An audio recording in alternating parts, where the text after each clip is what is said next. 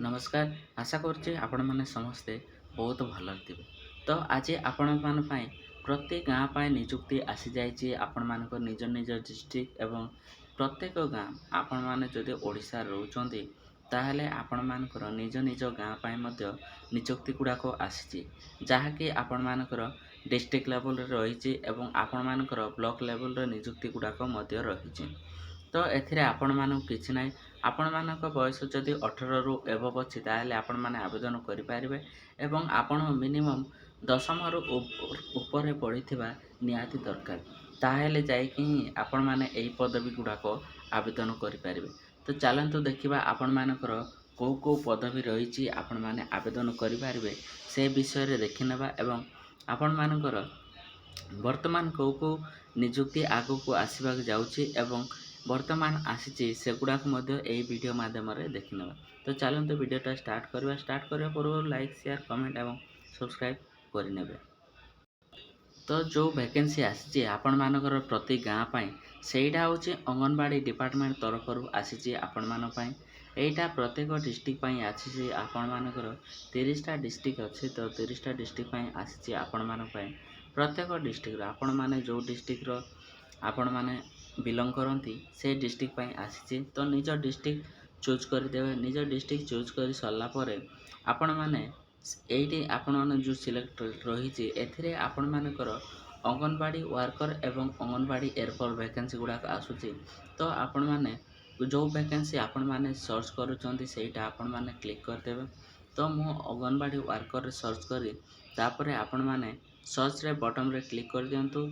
आपण मानकर डिटेल्स एठी पळाय आसीबो। आपण मानकर serial number anganwadi centre district को अंचल आपण वैकेंसीटा आसी आपण मानक एरिया एवं केतोटी वैकेंसी अच्छी तापरे आपण मान स्टार्ट डेट एंड डेट रही अप्लाई ऑनलाइन कौन रही रही प्लस व्यू डॉक्यूमेंट रे आपण माने देखि पारिबे जे आपण मानकर जते सब वैकेंसी बाहर से आपण मानकर सैलरी क्वालिफिकेशन एवं को माने आवेदन करें तार डिटेल्स रही।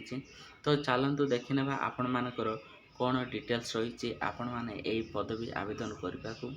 तो सही क्लिक कले आपण व्यू डॉक्यूमेंट रे क्लिक करदे। व्यू डॉक्यूमेंट रे क्लिक कले आपण मानक डॉक्यूमेंट डाउनलोड हो एवं आपण मानक एमती डिटेल्स आसीज आपण मानकर को वैकेंसीटा बाहरी एवं मेनली आपण मानकर यही वैकेंसी पाई आपण मान क्वालिफिकेशन कौन रहा दरकार एवं कौन कौन प्रमाण पत्र मागिब। तो एथिपाई आपण माने एसटी किंबा एससी एइथिबा निहाती दरकार। जदि विधवा महिला आइथिबे ताहाले मध्ये आवेदन करि पारिबे। जदि अनाथ छुआ होइथिबो जार बापा किंबा माँ नथिबे सेमाने मध्ये आवेदन करि पारिबे। जदि छाड़पत्र एइथिबो निराश्रय एमाने मध्ये आवेदन करि पारिबे। शारीरिक भिन्नक्षम माने पीडब्ल्यूडी कैंडिडेट शारीरिक भिन्नक्षम केमिति शुणा जाऊ नथिबो गोड़ एमती गोटे थिबो गोटे नथिबो सेमितिया लोक मध्ये आवेदन करि पारिबे।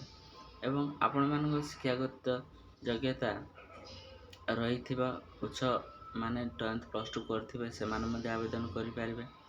प्लस आपण मानकर बीपीएल की एसीएल कार्ड थिबा निहाती दरकार ताहेले आपण माने आवेदन करि पारिबे।